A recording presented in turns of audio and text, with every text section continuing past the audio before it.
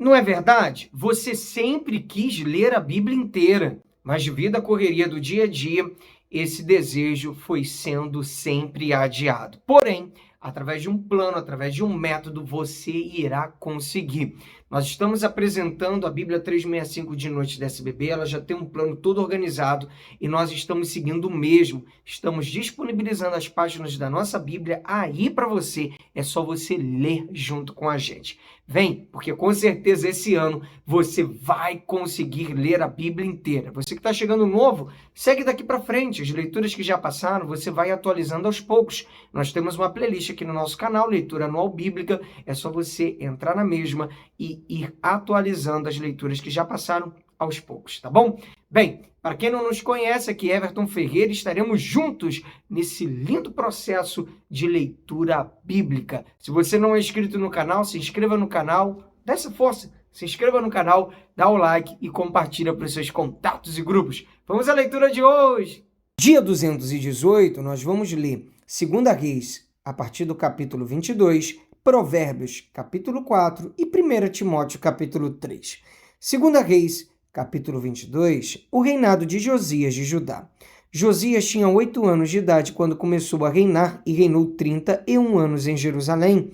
A mãe dele se chamava Gedida e era filha de Adaías de Boscate. Josias fez o que era reto aos olhos do Senhor, andou em todo o caminho de Davi seu pai e não se desviou nem para a direita nem para a esquerda.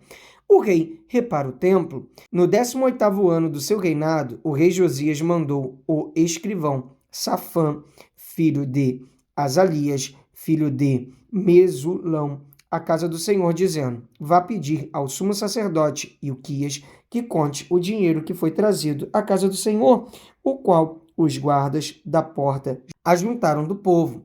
Que esse dinheiro seja entregue aos que dirigem a obra e têm a seu encargo a casa do Senhor, para que paguem aqueles que fazem a obra na casa do Senhor, para repararem os estragos do templo, aos carpinteiros, aos construtores e aos pedreiros, e que comprem madeira e pedras lavradas, para repararem os estragos do templo.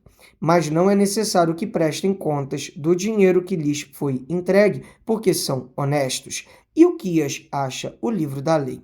Então o sumo sacerdote Ilquias disse ao escrivão Safã: achei o livro da lei na casa do Senhor. Ilquias entregou o livro a Safã e este o leu. Então o escrivão Safã foi falar com o rei e lhe deu relatório dizendo: os seus servos contaram o dinheiro que estava na casa do Senhor e o entregaram nas mãos dos que dirigem a obra e têm a seu encargo a casa do Senhor. Depois o escrivão Safã anunciou ao rei: o sacerdote Ilquias me entregou um livro, e Safã o leu diante do rei. Josias manda consultar a profetisa Ulda.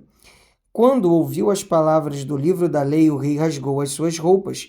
Então deu ordens a Ilquias, o sacerdote, a Aicão, filho de Safã, a Aquibor, filho de Micaías, a Safã, o escrivão, e a Asaías, servo do rei, dizendo: vão consultar o Senhor por mim, pelo povo e por todo o Judá, a respeito das palavras deste livro que foi encontrado, porque é grande furor do Senhor que se acendeu contra nós, porque os nossos pais não deram ouvidos às palavras deste livro para fazerem segundo tudo o que está escrito a nosso respeito.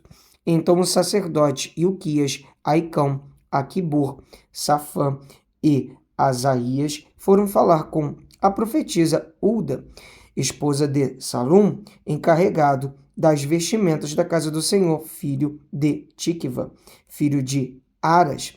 Ulda morava na parte nova da cidade, em Jerusalém.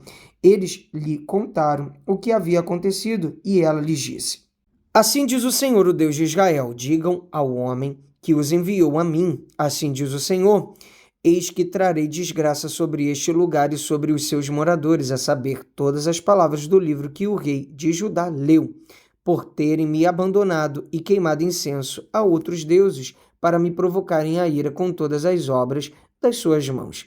O meu furor se acendeu contra este lugar e não se apagará. Mas ao rei de Judá que os enviou para consultar o Senhor, digam o seguinte: assim diz o Senhor, o Deus de Israel, a respeito das palavras que você ouviu, visto que o seu coração se enterneceu e você se humilhou diante do Senhor, quando ouviu as ameaças que fiz contra este lugar e contra os seus moradores, que seriam objeto de horror e de maldição, rasgou as suas roupas e chorou diante de mim. Também eu ouvi a sua oração, diz o Senhor. Por isso deixarei que você morra e seja sepultado em paz, e os seus olhos não verão todo o mal que trarei sobre este lugar. Então eles levaram esta resposta ao rei. Josias renova a aliança. Então o rei deu ordem, e todos os anciões de Judá e de Jerusalém se ajuntaram a ele. O rei subiu à casa do Senhor, e com ele foram todos os homens de Judá, todos os moradores de Jerusalém, os sacerdotes, os profetas e todo o povo, desde o menor até o maior. E o rei leu diante deles todas as palavras do livro da aliança que havia sido encontrado na casa do Senhor. O rei se pôs em pé junto à coluna e fez aliança diante do Senhor para o seguir, guardar os seus mandamentos, os seus testemunhos e os seus estatutos de todo o coração e de toda a alma, cumprindo as palavras desta aliança que estavam escritas naquele livro, e todo o povo concordou com esta aliança. A reforma religiosa feita por Josias, então o rei ordenou ao sumo sacerdote Ilquias, aos sacerdotes da segunda ordem e aos guardas da porta que tirassem do templo do Senhor todos os utensílios que tinham sido feitos para Baal, para o poste da deusa Zerá e para todo o exército dos céus. Ele os queimou fora de Jerusalém nos campos do Cedron e levou as cinzas para Betel. Josias destituiu os sacerdotes que os reis de Judá haviam escolhido para queimar incenso sobre os lugares altos nas cidades de Judá e ao redor de Jerusalém, bem como os que queimavam incenso a Baal, ao sol, à lua, aos planetas e a todo o exército dos céus. Também tirou da casa do Senhor o poste da deusa Zerá, que levou para fora de Jerusalém até o vale de Cedron, onde o queimou e o reduziu a pó, que lançou sobre as sepulturas do povo simples. Também destruiu as dependências dos prostitutos cultuais que estavam na casa do Senhor, onde as mulheres teciam tendas para o poste da deusa Zerá. Josias trouxe todos os sacerdotes das cidades de Judá e profanou os lugares altos em que os sacerdotes queimavam incenso, desde Geba até Berseba. Derrubou os altares das portas que estavam à entrada do portão de Josué, governador da cidade, e que ficavam à esquerda de quem entrava por ela. Os sacerdotes dos lugares altos não ofereciam sacrifícios sobre o altar do Senhor em Jerusalém, mas comiam pães sem fermento no meio de seus irmãos. Josias também profanou Tofete, que ficava no vale dos filhos de Inom, para que ninguém queimasse o seu filho ou a sua filha como sacrifício a Moleque. Também tirou os cavalos que os reis de Judá tinham dedicado ao sol à entrada da casa do Senhor, perto da câmara de Natã-Meleque, o camareiro, a qual ficava no átrio, e queimou os carros dedicados ao sol. O rei também derrubou os altares que estavam sobre a sala de Acai, sobre o terraço, altares que foram feitos pelos reis de Judá, bem como os altares que Manassés tinha construído nos 2 átrios da casa do Senhor. Ele os fez em pedaços, tirou dali e lançou o pó deles no ribeiro de Cedron. O rei profanou também os lugares altos que estavam a leste de Jerusalém, ao sul do Monte da Destruição, os quais Salomão, rei de Israel, havia construído para Astarote, a abominação dos sidônios, para Quemos, a abominação dos moabitas, e para Milcom, a abominação dos filhos de Amon. Semelhantemente, fez em pedaços as colunas, cortou os postes da deusa Zerá e encheu de ossos humanos o lugar onde haviam estado. Josias também derrubou o altar que estava em Betel e o lugar alto que Jeroboão, filho de Nebate, havia construído para levar Israel a pecar. Destruiu o lugar alto, reduziu a pó o seu altar e queimou o poste da deusa Zerá. Quando Josias olhou ao seu redor, viu as sepulturas que estavam ali no monte, mandou tirar delas os ossos e os queimou sobre o altar. E assim ele profanou o altar, segundo a palavra do Senhor, proclamada pelo homem de Deus que havia predito estas coisas. Então o rei perguntou: que monumento é este que estou vendo? Os homens da cidade responderam: é a sepultura do homem de Deus que veio de Judá e proclamou estas coisas que o Senhor acabou de fazer contra o altar de Betel. Josias disse: deixe-no estar, ninguém mexa nos ossos dele. Assim, deixaram estar os seus ossos com os ossos do profeta que tinha vindo de Samaria. Josias também tirou todos os santuários dos lugares altos que havia nas cidades de Samaria e que os reis de Israel tinham feito para provocarem o Senhor a ira, e fez com esses santuários o mesmo que havia feito em Betel. E também matou todos os sacerdotes dos lugares altos que havia ali, sobre os altares, e queimou ossos humanos sobre eles. Depois voltou para Jerusalém. A celebração da Páscoa, o rei deu ordem a todo o povo, dizendo: celebrem a Páscoa do Senhor, o Deus de vocês, como está escrito neste livro da aliança, porque nunca se celebrou uma Páscoa como esta desde os dias dos juízes que julgaram Israel, nem durante os dias dos reis de Israel, nem nos dias dos reis de Judá. Porém, no 18º ano do reinado de Josias, esta Páscoa foi celebrada ao Senhor em Jerusalém. A piedade de Josias. Josias também eliminou os médiuns, os feiticeiros, os ídolos do lar, os ídolos e todas as abominações que se viam na terra de Judá e em Jerusalém, para cumprir as palavras da lei que estavam escritas no livro que o sacerdote Ilquias havia achado na casa do Senhor. Antes dele, não houve rei que lhe fosse semelhante, que se convertesse ao Senhor de todo o seu coração, de toda a sua alma e com todas as suas forças, segundo toda a lei de Moisés, e depois dele nunca se levantou outro igual. No entanto, o Senhor não desistiu do furor da sua grande ira que se acendeu contra Judá, por causa de todas as provocações com que Manassés o tinha irado. O Senhor disse: removerei da minha presença também Judá, como removi Israel, e rejeitarei Jerusalém, a cidade que escolhi, e o templo do qual eu disse: o meu nome estará ali. A morte de Josias. Quanto aos demais atos de Josias e a tudo o que fez, não está tudo escrito no livro da história dos reis de Judá? Nos dias de Josias, Faraó Neco, rei do Egito, marchou em direção ao rio Eufrates para ajudar o rei da Assíria. O rei Josias saiu para lutar contra ele, mas Faraó Neco o matou em Megido. No primeiro encontro de Megido, os seus servos o levaram morto e num carro o transportaram para Jerusalém, onde o sepultaram no seu túmulo. O povo da terra tomou Joacás, filho de Josias, e o ungiu e o fez rei em lugar de seu pai. O reinado de Joacás de Judá. Joacás tinha 23 anos de idade quando começou a reinar e reinou 3 meses em Jerusalém. A mãe dele se chamava Amutal e era filha de Jeremias de Libna. Joacás fez o que era mal aos olhos do Senhor, segundo tudo o que os seus pais haviam feito. Porém, Faraó Neco mandou prendê-lo em Ribla, na terra de Amate, para que não reinasse em Jerusalém, e impôs à terra um tributo de 3.400 quilos de prata e 34 quilos de ouro. Faraó Neco colocou Eliaquim, filho de Josias, como rei em lugar de Josias, seu pai, e mudou o nome dele para Jeoaquim, mas levou Joacás consigo para o Egito, onde ele morreu. Provérbios capítulo 4. Conselho paternal. Filhos, escutem a instrução do pai, estejam atentos para que obtenham o entendimento, porque eu lhes dou boa instrução.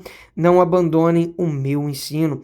Quando eu era menino, em companhia de meu pai, uma criança inexperiente, mas única aos olhos de minha mãe, ele me ensinava e me dizia: que o seu coração retenha as minhas palavras, guarde os meus mandamentos e você viverá. Adquira a sabedoria, adquira o entendimento, não se esqueça nem se afaste das minhas palavras. Não abandone a sabedoria e ela guardará você. Ame-a e ela o protegerá.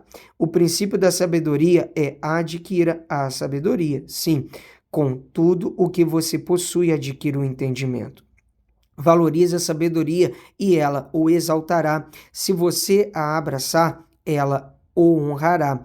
Ela porá um diadema de graça em sua cabeça e lhe entregará uma coroa de glória. Meu filho, escute e aceite as minhas palavras, e os anos de sua vida se multiplicarão. Eu ensinei a você o caminho da sabedoria e o fiz andar pelas veredas da retidão. Se você andar por elas, os seus passos não se embaraçarão. Se você correr, não tropeçará. Retenha a instrução e não a deixe. Guarde-a, porque ela é a sua vida. Não entre na vereda dos ímpios, nem siga pelo caminho dos maus. Evite esse caminho, não passe por ele. Desvie-se dele e passe longe. Os maus não dormem se não fizerem o mal. O sono foge deles se não fizerem alguém tropeçar, porque comem o pão da maldade e bebem o vinho das violências.